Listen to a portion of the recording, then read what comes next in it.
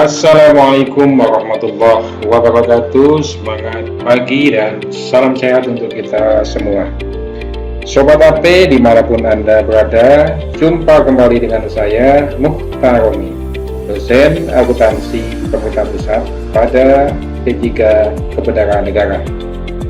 Pada kesempatan kali ini saya akan menyampaikan materi mengenai pengantar akuntansi investasi.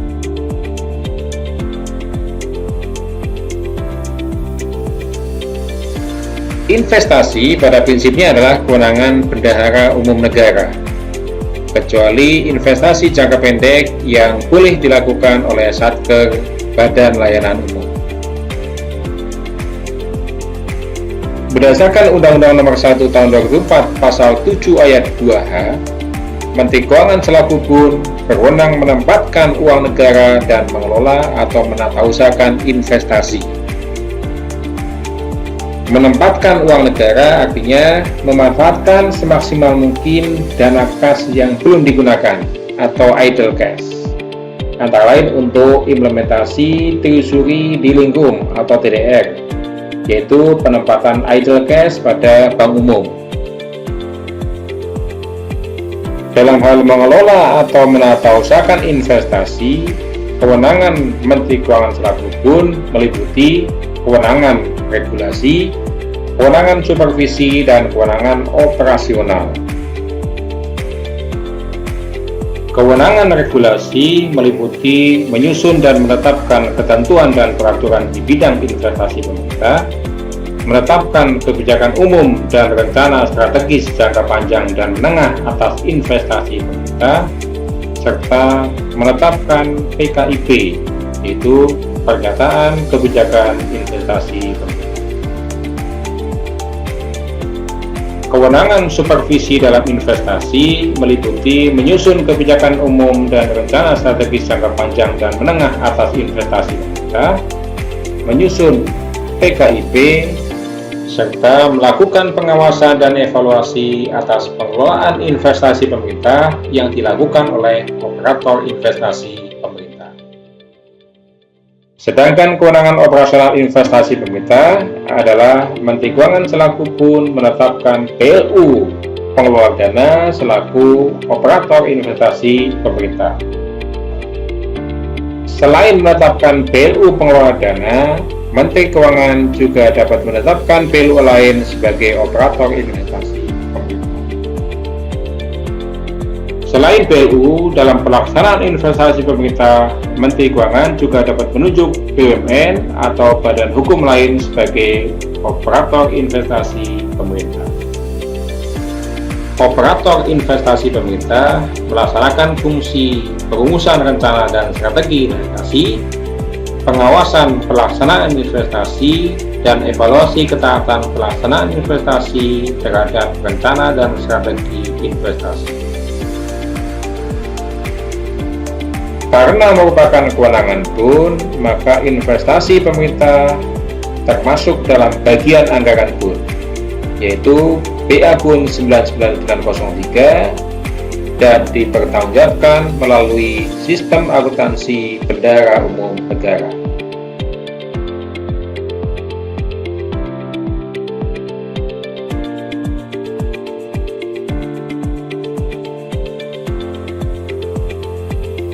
Pengelolaan investasi pemerintah diatur dalam Undang-Undang Nomor 1 Tahun 2004 Pasal 41. Dalam Pasal 41 Ayat 1, pemerintah dapat melakukan investasi jangka panjang untuk memperoleh manfaat ekonomi, sosial, dan atau manfaat lainnya. Yang dimaksud dengan manfaat ekonomi adalah penambahan nilai yang diperoleh baik secara langsung maupun tidak langsung dalam bentuk finansial, peningkatan kualitas, dan atau pendorong pertumbuhan sektor tertentu. Manfaat langsung misalnya berupa dividen, bunga, capital gain, pertumbuhan nilai perusahaan, peningkatan berupa jasa, dan keuntungan bagi hasil investasi. Manfaat tidak langsung misalkan berupa stimulus yang dapat mendorong pertumbuhan ekonomi sektor tertentu. Yang dimaksud manfaat sosial adalah manfaat yang tidak dapat diukur secara langsung dengan satuan uang, namun berpengaruh pada peningkatan pelayanan pemerintah pada masyarakat luas maupun golongan masyarakat tertentu, seperti tersedianya lapangan kerja bagi masyarakat, penggerakan ekonomi masyarakat, pemberdayaan masyarakat, peningkatan kualitas kehidupan dan penghasilan, infrastruktur, dan lain-lain. Sedangkan manfaat lainnya adalah manfaat yang diperoleh selain dari manfaat ekonomi dan manfaat sosial. Dalam pasal 41 ayat 2, investasi sebagaimana dimaksud dalam ayat 1 dilakukan dalam bentuk saham, surat utang, dan investasi langsung. Yang termasuk saham dan surat utang adalah instrumen surat berharga lainnya yang terkait dengan saham, surat utang, dan atau surat berharga lainnya yang telah memiliki izin dan pengawasan dari lembaga yang berwenang sesuai dengan ketentuan peraturan perundang-undangan, antara lain reksadana.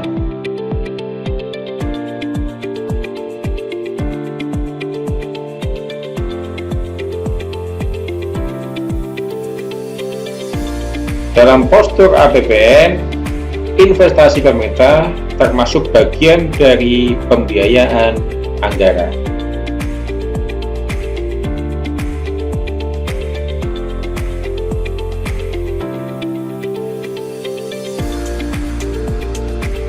Pembiayaan anggaran adalah setiap penerimaan yang perlu dibayar kembali atau pengeluaran yang akan diterima kembali. Pembiayaan anggaran terdiri dari penerimaan pembiayaan dan pengeluaran pembiayaan. Dalam struktur APBN, pembiayaan terdiri dari pembiayaan utang, pembiayaan investasi, pemberian pinjaman, kewajiban penjaminan, dan pembiayaan lainnya. Pembiayaan utang secara agregat termasuk dalam penerimaan pembiayaan. Pembiayaan investasi termasuk pengeluaran pembiayaan, pemberian pinjaman termasuk penerimaan pembiayaan, kewajiban penjaminan termasuk pengeluaran pembiayaan, serta pembiayaan lainnya termasuk penerimaan pembiayaan.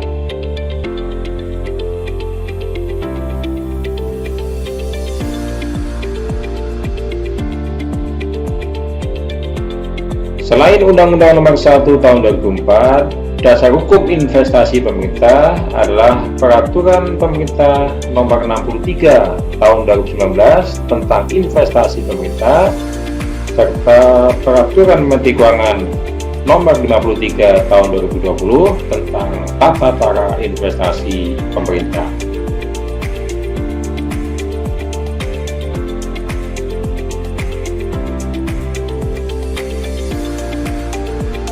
Definisi investasi pemerintah menurut PP 63 tahun 2019 dan PMK 53 tahun 2020 adalah penempatan sejumlah dana dan atau aset keuangan dalam jangka panjang untuk investasi dalam bentuk saham, surat utang, dan atau investasi langsung guna memperoleh manfaat ekonomi, sosial, dan atau manfaat lainnya. Sesuai definisi tersebut, yang dimaksud dengan investasi pemerintah adalah investasi jangka panjang.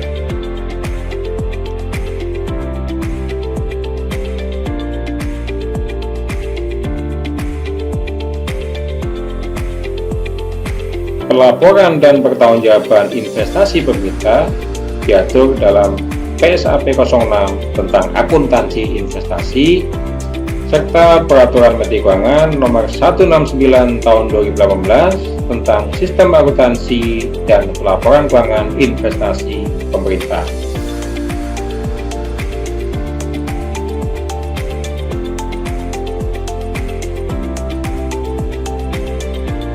Dalam PMK 169 Tahun 2018, definisi sistem akuntansi investasi pemerintah adalah serangkaian prosedur manual maupun yang terkomputerisasi, mulai dari pengumpulan data, pengakuan, pencatatan, pengiktisaran, serta pelaporan posisi investasi pemerintah.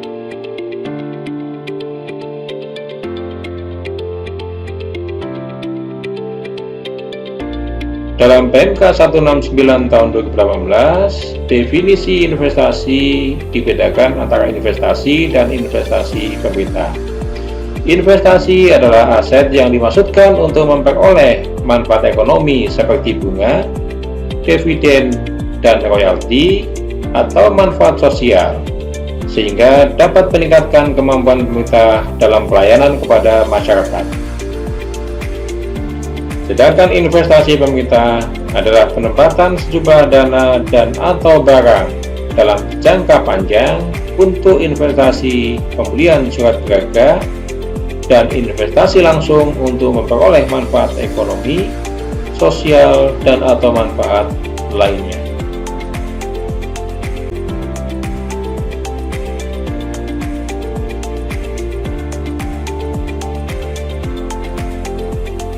Siklus akuntansi penyusunan laporan keuangan pun investasi pemerintah pada dasarnya sama dengan siklus akuntansi pada umumnya. Dimulai dari pencatatan dokumen sumber dalam jurnal, posting dalam buku besar, penyesuaian, sampai dengan penyajian laporan keuangan.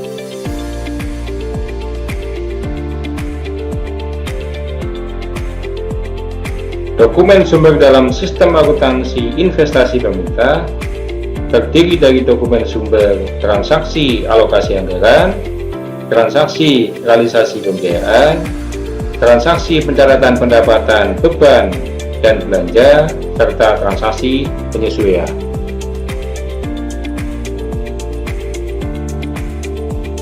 Laporan keuangan wakaf pun investasi pemerintah selanjutnya dikonsolidasikan oleh unit akuntansi pembantu pengguna anggaran pun investasi pemerintah menggunakan aplikasi SPAN untuk menghasilkan laporan keuangan tingkat pembantu pengguna anggaran pun.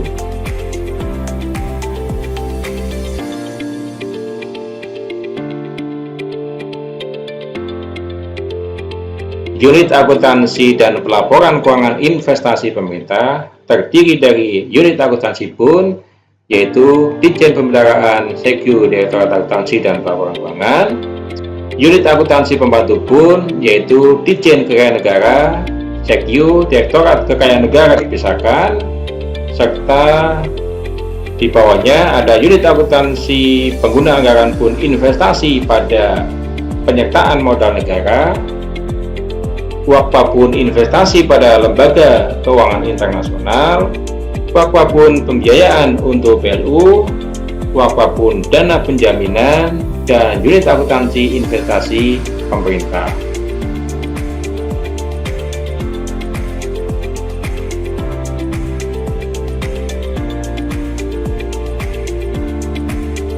Ruang lingkup sistem akuntansi investasi pemerintah adalah investasi pemerintah pada penyertaan modal negara, investasi pemerintah pada lembaga keuangan internasional, pembiayaan untuk PLU, dana penjaminan, serta aset bersih yang ditata usahakan oleh unit akuntansi investasi pemerintah.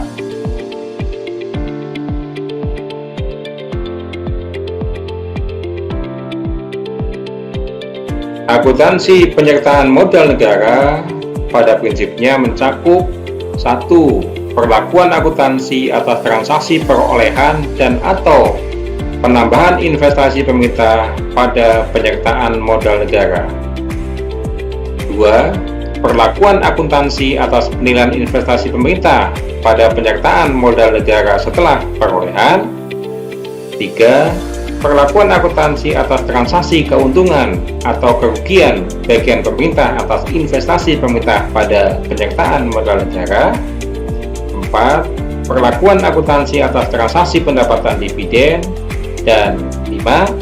Perlakuan akuntansi atas divestasi pada penyertaan modal negara.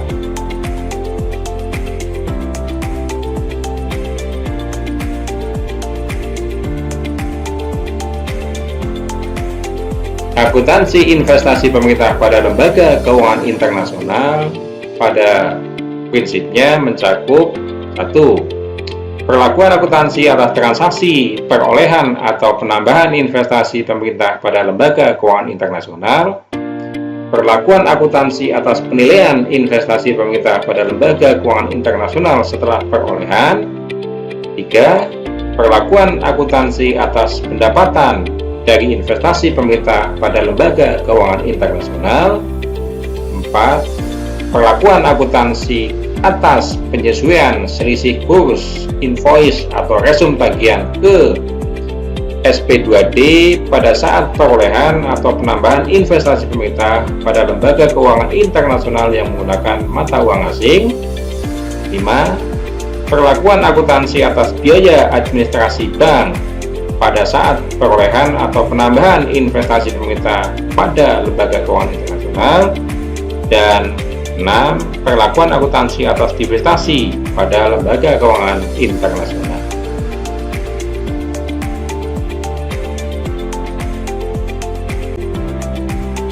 Akuntansi pembiayaan untuk badan nelayan umum pada dasarnya mencakup 1. Perlakuan akuntansi atas perolehan atau penambahan investasi non-permanen pada pembiayaan untuk badan nelayan umum. 2. Perlakuan akuntansi atas penyajian investasi non-permanen pada pembiayaan untuk badan nelayan umum setelah perolehan pada tanggal periode pelaporan keuangan. 3. Perlakuan akuntansi atas pendapatan hasil investasi non-permanen pada pembiayaan untuk badan nelayan umum. Dan 4. Perlakuan akuntansi atas divestasi pada pembiayaan untuk badan layanan umum.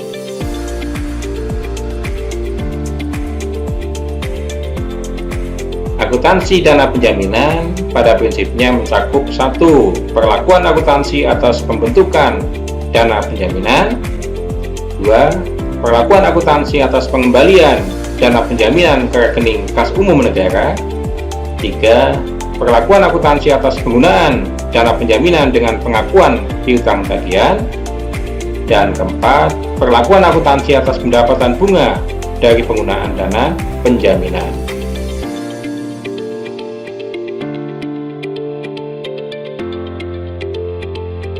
Akuntansi dan pelaporan keuangan pada unit akuntansi investasi pemerintah. Unit akuntansi investasi pemerintah memproses dokumen sumber transaksi keuangan dan melakukan proses akuntansi, transaksi, rekapitulasi nilai aset bersih dan atau nilai realisasi bersih yang dikategorikan sebagai kekayaan negara dipisahkan pada unit selain kuasa pengguna anggaran sehubungan dengan A. Perlakuan akuntansi atas kekayaan negara dipisahkan pada perguruan tinggi negeri badan hukum. B. Perlakuan akuntansi atas kekayaan negara dipisahkan pada lembaga penjamin simpanan. C. Perlakuan akuntansi atas kekayaan negara dipisahkan pada badan penyelenggara jaminan sosial. D. Perlakuan akuntansi atas kekayaan negara dipisahkan pada Bank Indonesia. Dan E. Perlakuan akuntansi atas dana bergulir ex Kementerian Negara lembaga.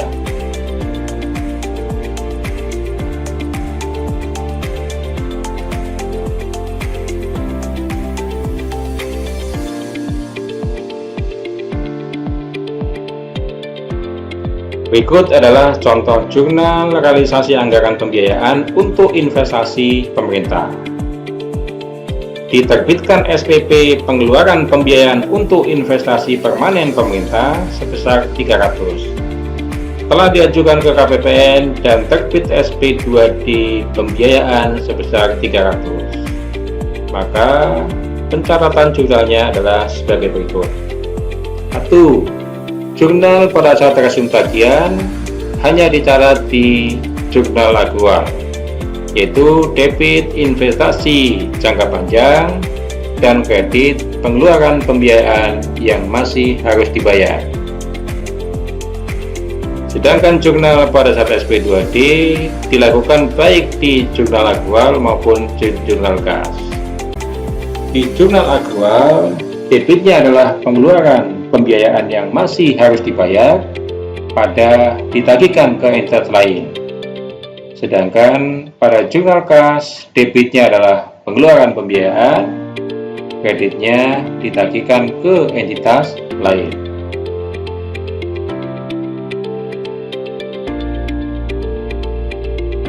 Contoh jurnal penerimaan kas atas pendapatan dividen.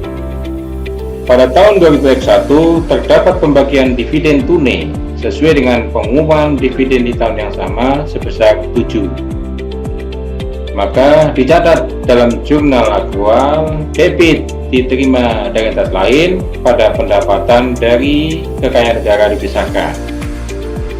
Sedangkan di jurnal kas dicatat diterima dari entitas lain pada pendapatan dari kekayaan negara dipisahkan.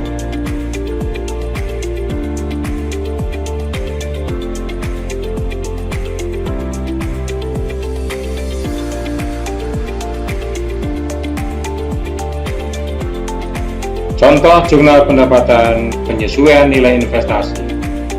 Pada tahun 2021 sesuai dengan ILKP untuk PMN dengan penilaian metode ekuitas bahwa bagian pemerintah atas surplus operasional sebesar 10 dan atas surplus pendapatan komprehensif lainnya 3. Maka dicatat pada jurnal aktual debit investasi jangka panjang pemerintah 13, pendapatan penyesuaian nilai investasi kredit 10 dan koreksi ekuitas lainnya kredit 3.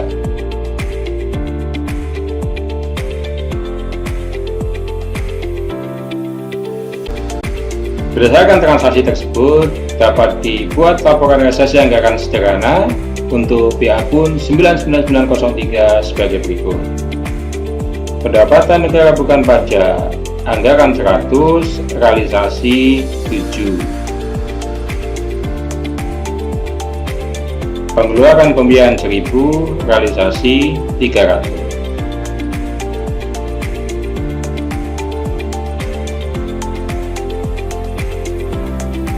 Berdasarkan transaksi tersebut juga dapat disusun laporan operasional sederhana sebagai berikut. Pendapatan dari KND 7, pendapatan penyesuaian investasi 10, jumlah pendapatan 17. Dan jumlah beban 0 sehingga surplus itu sebesar 17.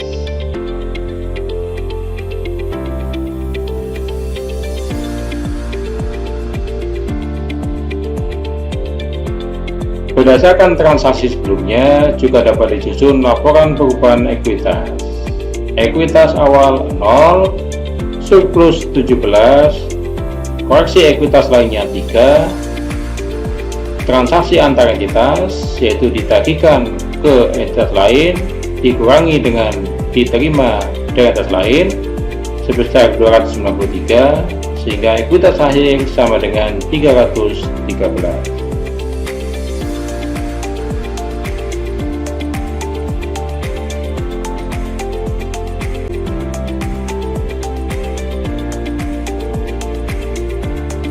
Berdasarkan transaksi sebelumnya dapat juga disusun neraca sebagai berikut.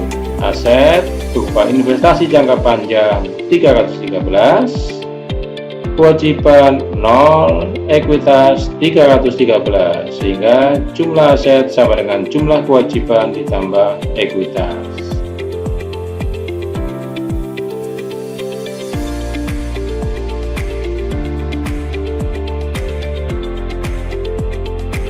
Sobat AP, demikian tadi penjelasan singkat mengenai pengantar akuntansi investasi yang berisi mengenai gambaran umum investasi pemerintah dan gambaran umum sistem akuntansi investasi pemerintah. Mudah-mudahan pembahasan tadi dapat memberikan informasi awal mengenai akuntansi investasi pemerintah. Sampai jumpa pada pembahasan akuntansi investasi pemerintah. Terima kasih dan Assalamualaikum warahmatullahi wabarakatuh.